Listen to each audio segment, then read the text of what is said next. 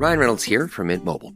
I don't know if you knew this, but anyone can get the same premium wireless for $15 a month plan that I've been enjoying. It's not just for celebrities. So do like I did and have one of your assistants switch you to Mint Mobile today. I'm told it's super easy to do at mintmobile.com/switch. Upfront payment of $45 for 3-month plan, equivalent to $15 per month required. Intro rate first 3 months only, then full price plan options available. Taxes and fees extra. See full terms at mintmobile.com. To get people excited about Boost Mobile's new nationwide 5G network, we're offering unlimited talk, text, and data for $25 a month. Forever. Even if you have a baby. Even if your baby has a baby. Even if you grow old and wrinkly and you start repeating yourself. Even if you start repeating yourself. Even if you're on your deathbed and you need to make one last call. Or text. Right, or text. The long-lost son you abandoned at birth. You'll still get unlimited talk, text, and data for just $25 a month with Boost Mobile. Forever! After 30 gigabytes, customers may experience slower speeds. Customers will pay $25 a month as long as they remain active on the Boost Unlimited plan. Forever.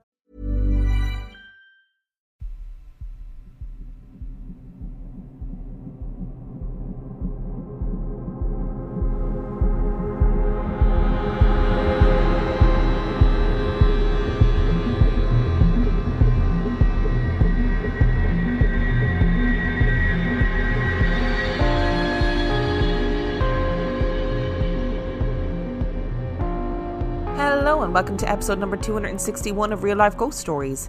And to kick things off this week, I would like to thank some of our newest Patreon subscribers. I would like to thank Naomi Serber, Margaret Stanley, Bex Lou, Nubo, Megan Tailford, Shell E, Aaron Philpott, Emma Davey, Taylor, and Morgan Delaney Rogers. Thank you so much for subscribing to the Patreon. I love you and appreciate you every single day. And our film review this week. Our film review is The Borderlands, which is also called Final Prayer. And as I always say, it's a really great sign when a film has two names. It was released in 2014. It has 5.8 out of 10 on IMDb and 83% on Rotten Tomatoes. A team of Vatican investigators descend upon a church in a remote area to demystify the unusual happenings. But what they discover is more disturbing than they had first imagined. So firstly, I had seen this film before, and I was sure of two things. Firstly, that I had reviewed it, and secondly, that it was terrifying. And I was, in fact, wrong about both. I just had this memory of seeing this film, of watching it, and being really freaked and maybe even turning it off at some point because it was too scary for me.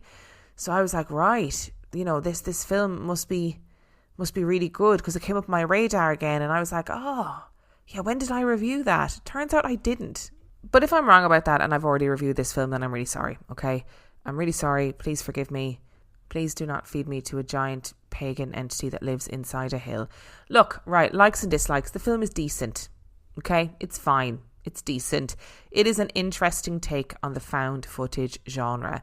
And I did see a review that said, you know, often when you're watching found footage films, you get to this point where you're like, put the camera down. You are watching hell unfold in front of you. Please put the camera away, because it is actively hindering your survival. But the way this film is framed means that it makes perfect sense that they continue filming the entire way through. And actually, I really liked the concept of the story. So basically, this priest in a church in rural England has decided that he wants to try and renovate this kind of old, unused church. And during a christening, some paranormal activity is caught on camera. Somebody is filming the christening, and you see some poltergeist activity happening, and everybody reacts to it, and this priest sends the tape to the Vatican, and the Vatican sends out some investigators, right? Love it. And it is, you know, the Vatican do have a paranormal investigation team. Their job is to go out and investigate like crying statues and miracles and all that kind of jazz. So that does happen. And the team in this instance is two priests and a tech guy who sort of just, you know, answered an ad for the job.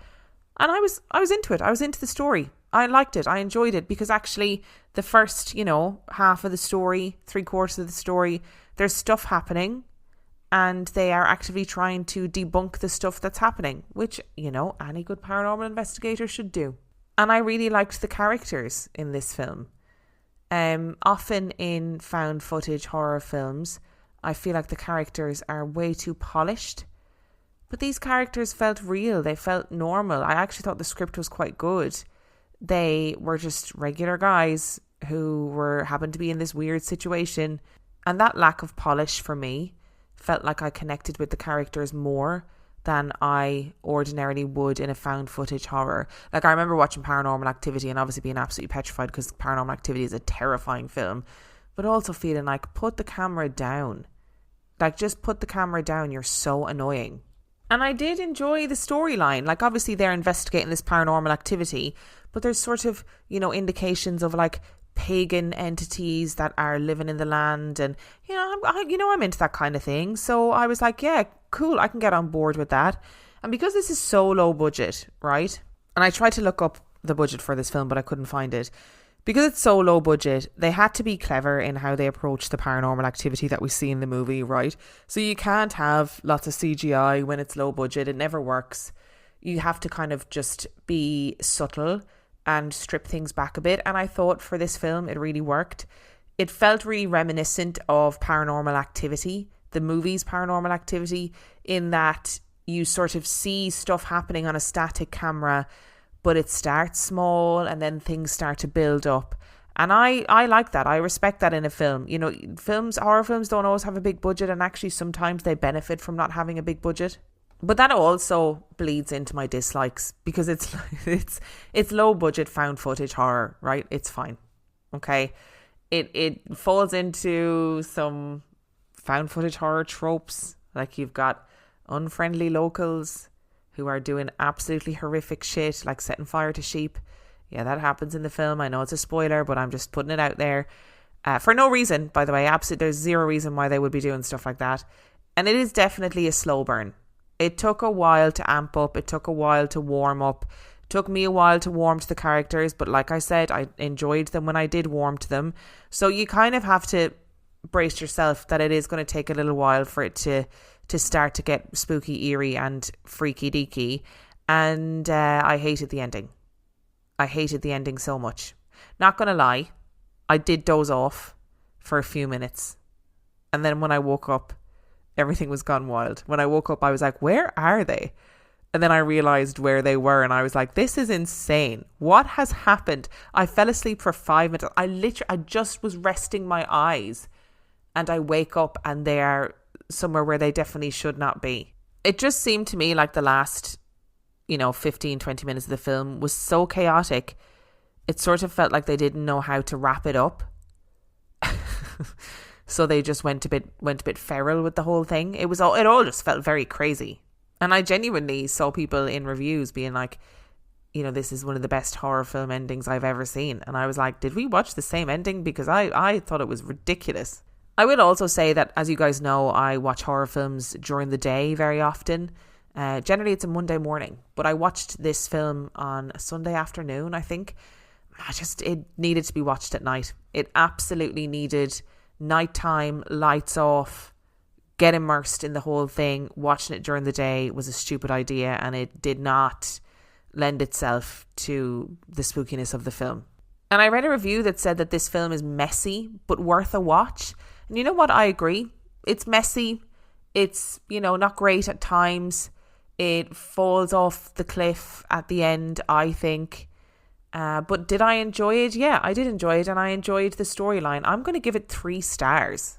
I also, just as an aside, I was reading reviews of this film on IMDb, and I came across a couple of nuggets of absolute joy. So this is the first one from a reviewer that said, "It's pretty much a sausage fest.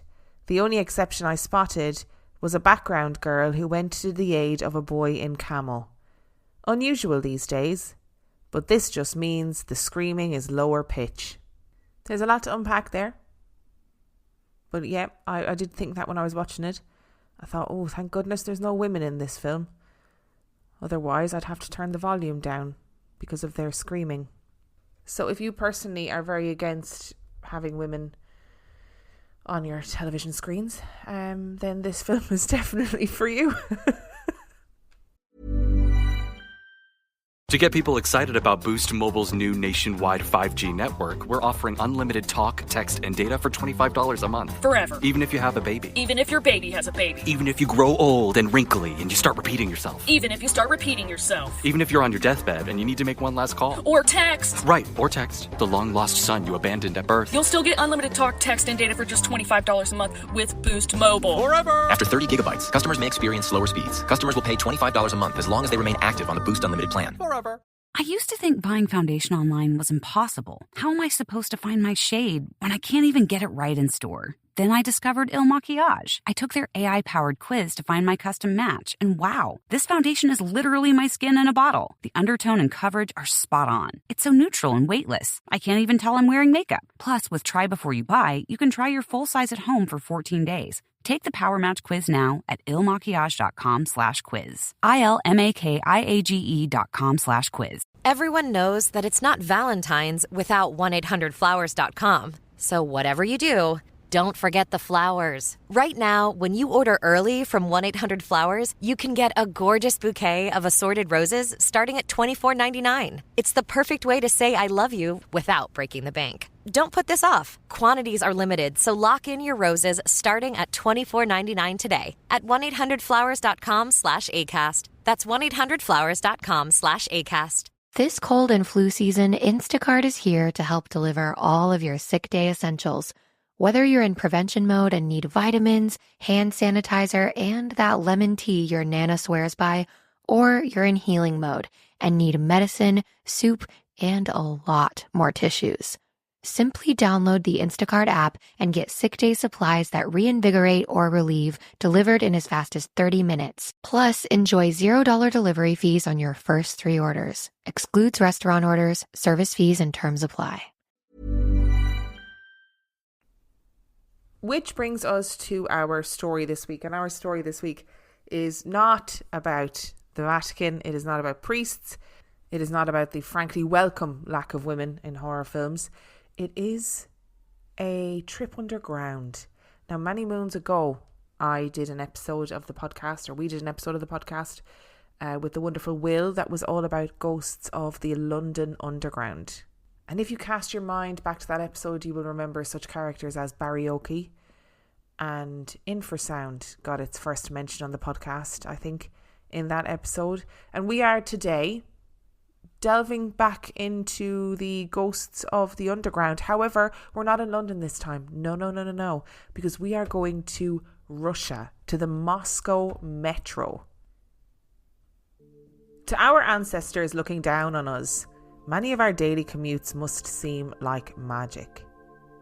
We leave our houses, head down a flight of stairs leading deep into the earth, come out a different flight of stairs halfway across the city in only a matter of minutes.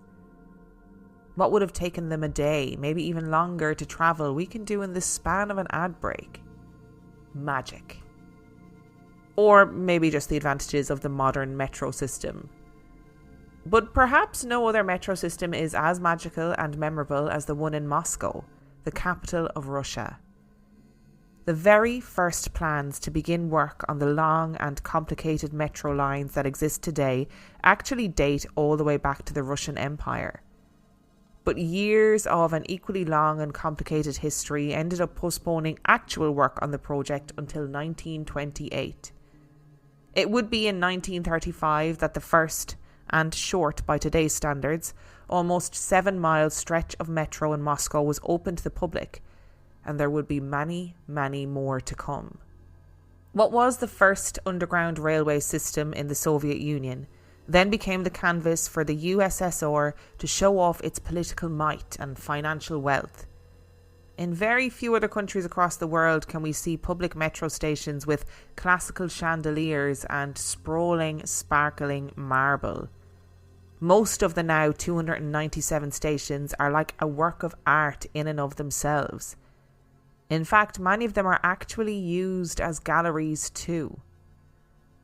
The Moscow Metro is the busiest metro in the world, the second longest metro line in the world, and during peak travelling time, trains leave stations at a staggering 90-second interval. But despite the glossy and shiny surface, The Moscow Metro hasn't been able to fend off the maladies that seem to plague every other metro line to have ever existed. Perhaps it is disturbing the earth that conjures them up. Perhaps it is the cloak of death that shrouds the very point in the country's history when construction on the metro began. We hear stories about walled off and forgotten portions of tunnel and metro lines. Workers and urban explorers who find themselves on patches of these dark and abandoned tracks say that slime and other strange substances slide down the tunnel walls. Some even say that whatever that gunk is, it's residue from the many cemeteries that sit above the underground tunnels. But the rumours about the Moscow metro lines run a bit deeper than others. If the stories are to be believed, it was during World War II that Stalin sensed an opportunity. Thousands of people used the metro lines every day, and the metro lines themselves were buried deep in the earth and far away from prying eyes. Where better would there be to build secret laboratories and military facilities? Workers employed in these top secret offices could simply join the throng of commuters going about their everyday business and then slip off through hidden doorways. There'd be no witnesses, and without being able to put spies on the ground, there'd be no way for foreign governments to get their hands on real Soviet secrets. As accounts go, Stalin actually had large tunnels and facilities carved out of the earth along the already existing metro lines.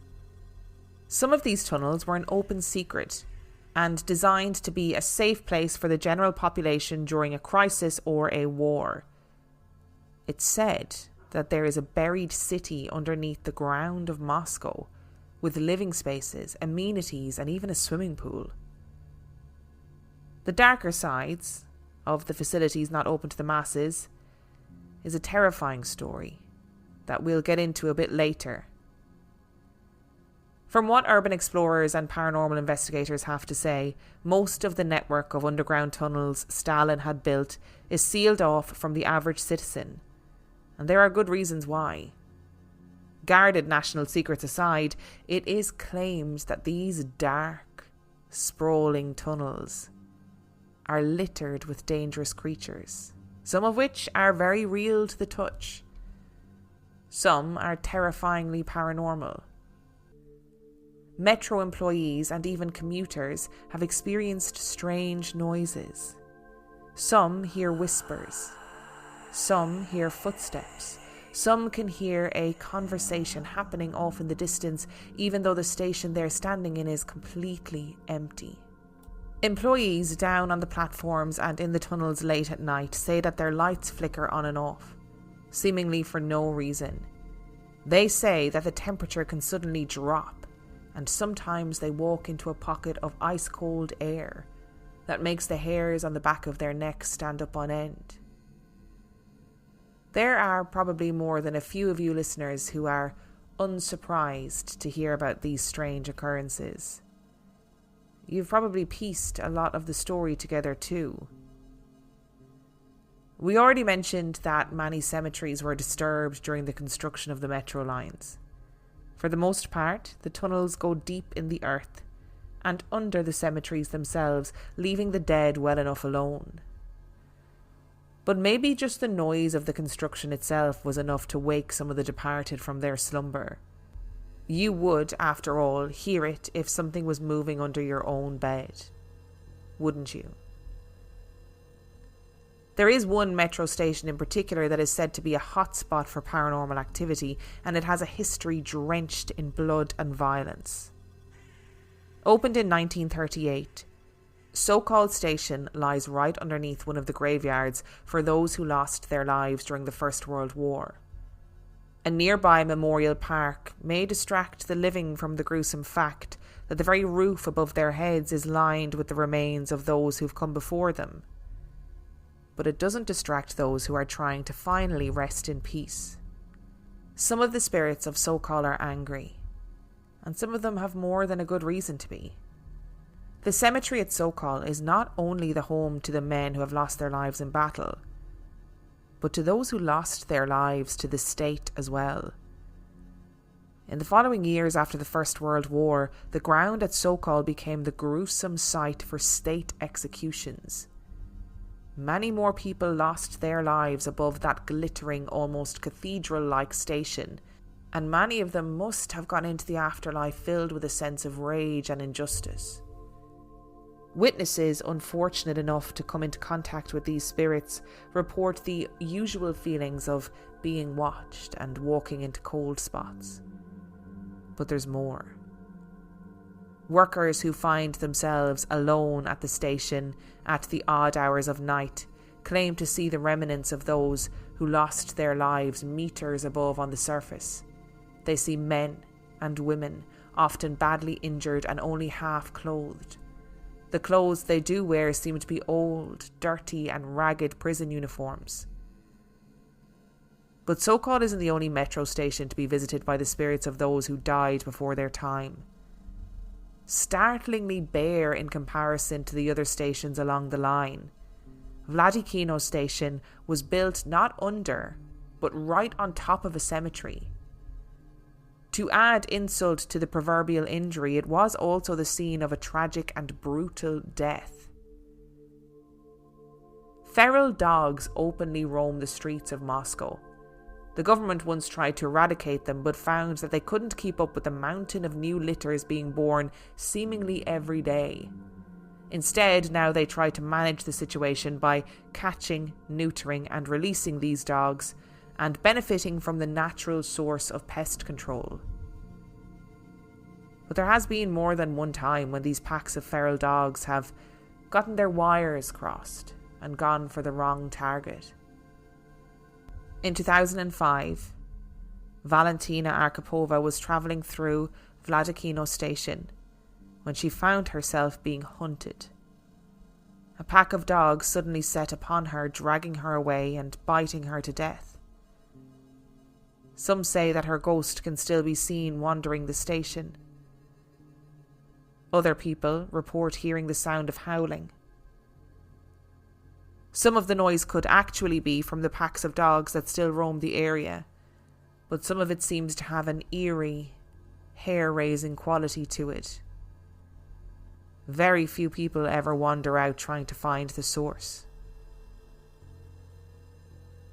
And the truth is that poor Valentina wasn't the only one to unfortunately lose their life at one of Moscow's famed metro stations. In 1982, the golden vaulted ceiling of a Via Motornaya station witnessed a never-before-seen tragedy when one of the chains keeping the escalators together suddenly snapped. The stairs of the escalator, filled to the brim with people, then started coming apart, and those riding on it were left completely helpless. Some fell over 150 feet to the floor below, some were ground up in the machinery, some were crushed to death as a stampede of commuters tried to save themselves. Around 30 people died that day. It was later discovered that the employees in charge of maintaining the escalators that day were missing from their posts. But the spirit of those departed seemed determined to make sure nothing like that ever happens again.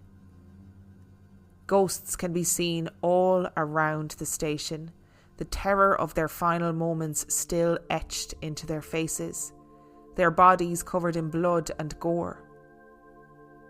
Most of them are missing their hands. They remain on Earth as a gruesome warning to those tempted to be negligent at their jobs. There is also an account of a man who did the exact opposite as the ones who failed at their duties. One of the spirits, still believed to haunt the long metro tunnels, belonged to a train driver. He was caught by surprise one day when his train full of commuters suddenly burst into flames. The driver, terrified but determined, managed to pull his train into a station, and most of the passengers got out on their own. But there were still a few inside who couldn't get past the fire. The driver, not caring for his own life, jumped into the carriages and began pulling those passengers out. By the time he was finished, his body was burnt black. He would die from his injuries a few days later, leaving behind his wife. He left this world, however, safe in the knowledge that his now widowed wife would be taken care of. The train company was sure to pay her a sizable compensation for his untimely death, and he could rest easy in the next life knowing that she was safe. Except after the driver passed away, the train company blamed the accident entirely on him and refused to pay his wife anything. It was shortly after that people began seeing the spirit of a man with burned and blackened skin roaming the stations and tunnels along the metro line. Rumour has it that he won't rest until his name and reputation have been cleared. And here we can finally touch back on something that I mentioned at the beginning of this episode. The unfortunate driver wasn't the only one to have his life ripped from him under tragic circumstances deep in the Moscovian earth. And he wouldn't be the last. In 1939, Stalin was on the lookout for a location to build a top-secret, highly secured bunker. As we've talked about before, rumour has it that he used the metro lines as camouflage to hide this bunker in plain sight, with secret doors and facilities hidden behind everyday walls. And it was one thing to keep a bunker secret when it was in use. But how did Stalin actually build the bunker in the first place, when he had to be careful who knew about it? War, hard times, and a drastic change in regime had left the streets of Russia with a growing population of a particular demographic: orphans. So the story goes, Stalin and his men would approach these orphans and offer them food and shelter in exchange for work. These lost children often had no ties or living relatives and no roof over their heads. The thought of pouring concrete in a dark tunnel often didn't seem so bad in comparison to spending a Russian winter out on the streets. Stalin got his miniature army of construction workers, and when the construction of the bunker was finally finished, no one was expecting those very same workers to come home. So the story goes that these unfortunate children are buried near Chistye Prude station. Witnesses recount tales of seeing children and young teenagers looking lost and confused amongst the other commuters at the station. When approached, these children are said to vanish, but not before giving us a clue as to what really happened to them. Most witnesses say that these children end up walking through the marble walls of the eastern wall of the station. Are they trying to show us, like many paranormal researchers believe, where their bodies were hidden, so that they can now be properly buried? Or are they trying to lead us to the very same bunker that cost them their lives? Or perhaps they are simply waiting for a very specific train to take them on the next part of their journey. Many people claim to have seen the ghost train of Moscow Metro. Usually it appears in the odd hours of the morning, and if its transparent appearance wasn't enough to give it away, it also looks unlike any other train running along the many lines. Those who have seen it say that it looks like a train straight out of the 1940s, with old-fashioned light fittings and brown leather chairs. Sometimes the carriage is full of men in grey suits, apparently lost in time on their way to work. Sometimes the carriage is empty, and that is when witnesses are the most afraid of seeing it. It's said that when the carriage arrives without any passengers in it, it's actually ferrying the spirits of the dead to the afterlife. That's why the train will stop at every station but never open its doors. Spirits, after all, don't need to use the doors to get in. Some say that just approaching the train is enough to have your soul spirited away to the other side. Some say that the train only carries those who lost their lives during the construction of the metro lines. But a train is only one of the remaining remnants of Stalin and his secret bunker. As rumours have it, A lot of the research done in these top secret facilities had to do with nuclear weapons. And for those, you need radioactive material. But when the facility finally closed its doors, the scientists and researchers weren't particularly concerned with safely disposing of the mysterious substances they'd been looking into either.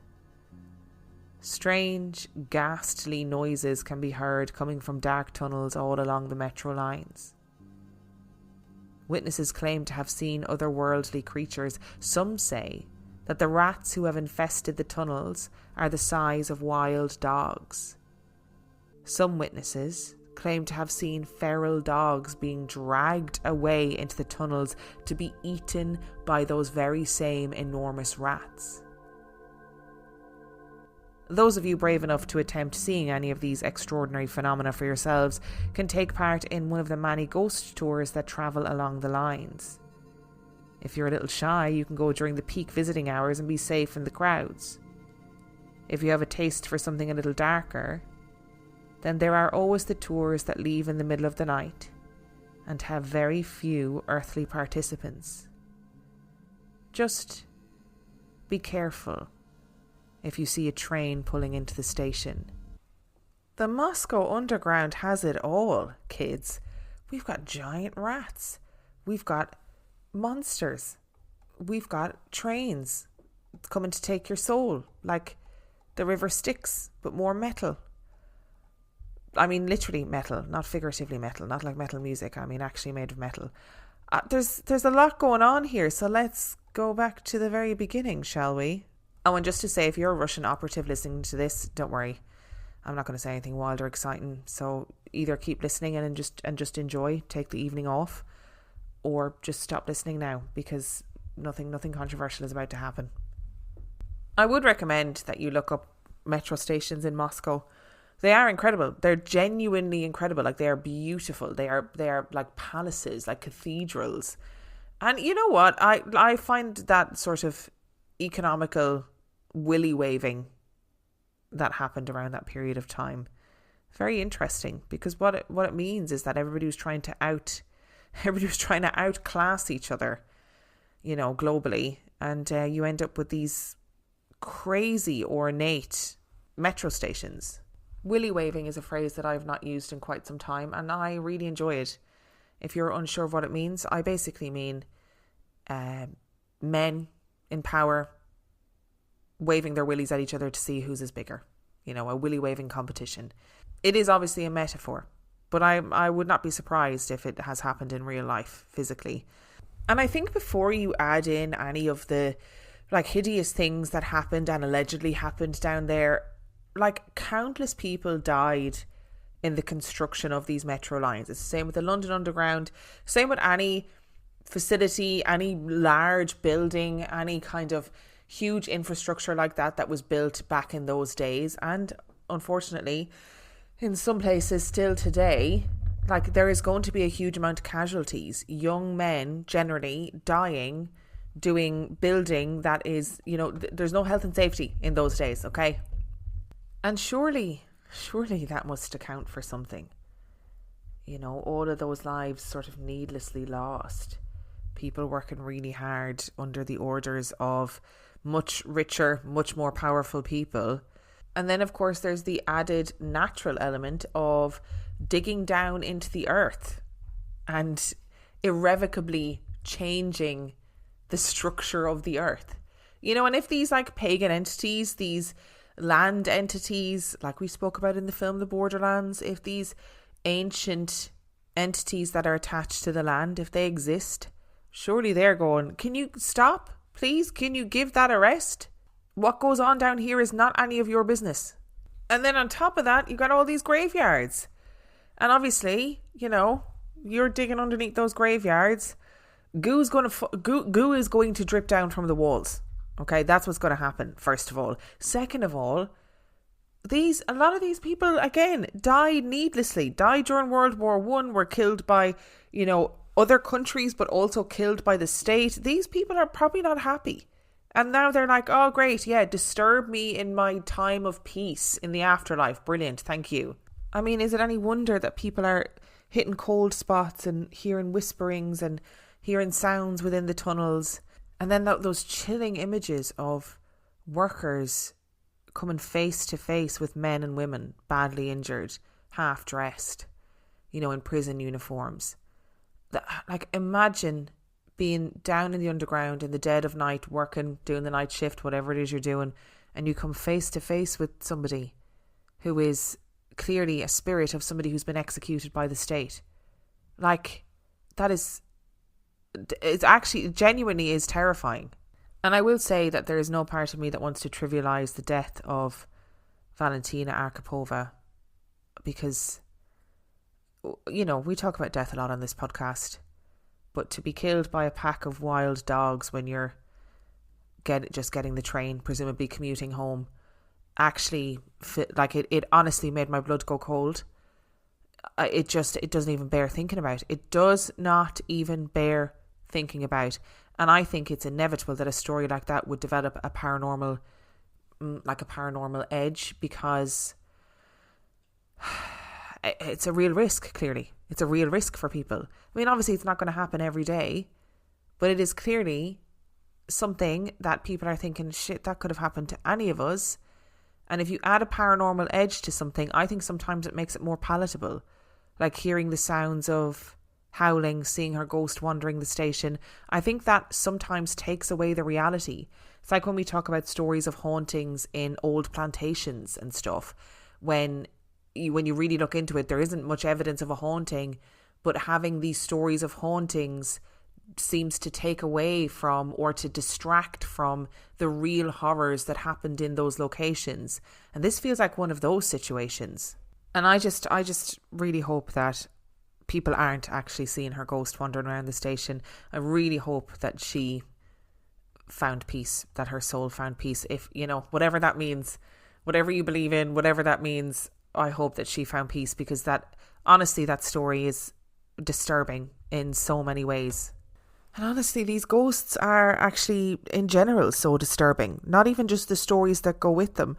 Like, imagine you're just going about your day on an escalator and it malfunctions and you, oh my God, you fall to your death or you get ground up on the machinery. It honestly, the horror of it all is giving me the heebie-jeebies. And then people are seeing these ghosts without hands.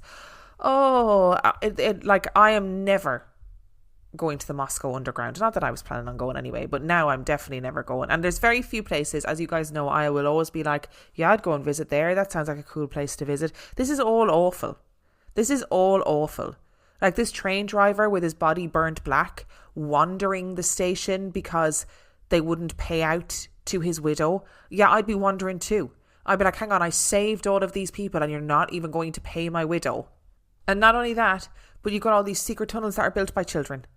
And look, let's be clear here, okay?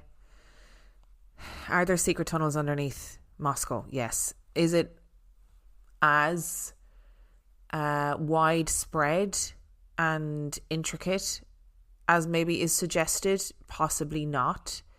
So Russian journalists have reported that the existence of Metro 2, which is what they call it, is neither confirmed nor denied by the FSB or the Moscow Metro Administration. So there is some evidence for its existence. So there are definitely secret tunnels. The question is how much, how many? Are there really bunkers underneath Moscow? I just wouldn't be surprised if there was. And to be honest, with the way that people were treated during that time period, it wouldn't surprise me if there was confirmation that orphans were used to build these tunnels, to be really frank. There is a really interesting Wikipedia article that is called Metro 2, which is worth reading because they go through kind of the declassified information, confirmed information, like where the myth and legend grew up around Metro 2. So it's worth a read if you're into that kind of thing. It's also important to note, though, that the Russian administration has been notoriously evasive when it comes to information about pretty much anything over the years. Okay, and Russian operatives, if you're listening, that's just a fact, all right? And that period of time, for some people, is living memory. It's not that far removed from where we are now. So I wonder if, something about things that people heard at the time, things that people saw at the time, maybe orphans disappearing. Maybe that has fed into the legend of where they went, what happened. Were they really down building these bunkers? Were they really down building these tunnels? Maybe that feeds into what people see as well. So people are seeing these children in the metro stations. Are they seeing these children in the metro stations because there is some sort of recognition that perhaps this happened?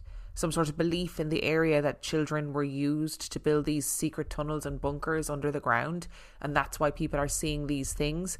Or are people seeing these things because children were used to build secret bunkers under the ground? Is that what's happening? But my favourite bit about this whole sorry affair, terrifying stories really from the Moscow underground, but my favourite thing is this idea of giant rats and spooky nuclear creatures. Do I believe that? No, I don't believe it, but I want it to be real. I've seen the movie Creep. Is it possible there's a rat man living down there dragging off wild dogs and eating them? Honestly, that's the most exciting bit about this. I'm personally not terrified of rats, and I do feel like I could fight a dog-sized rat. That's just my take on the whole thing. Although I was watching a werewolf film recently, and I did firmly believe that I could fight the werewolf. Firmly. Without any doubt, I thought I could fight that werewolf and win. So maybe I'm just delusional, but I like my little delusions. Do I believe that there are nuclear altered rats the size of dogs and other creatures running around in the tunnels underneath Moscow? No. Do I want to believe it? You betcha. You betcha.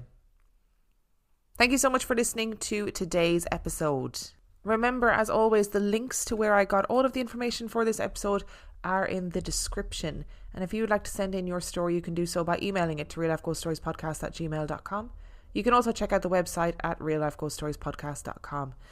And if you are desperate for some extra content, you can subscribe to the Patreon. That is patreon.com/reallifeghoststories, where for $5 a month or $2 a month, you get access to heaps of extra content, as well as every single main and mini episode completely ad-free. And on that note, I shall see you next time. This is Paige DeSorbo from Giggly Squad. This episode is sponsored by Boost Mobile, the newest 5G network in the country, with compelling deals for new lines. Boost Mobile makes it easy to switch today. Boost Mobile is no longer that prepaid wireless company you remember. They've invested billions into building their own 5G towers across America. With Boost Mobile's networks, customers enjoy the speed and service they'd expect from the big three. Plus, groundbreaking benefits you'd only get from a true challenger of the industry. Boost Mobile will let you try the network risk-free for 30 days. So visit your nearest Boost Mobile store or find us online at boostmobile.com today.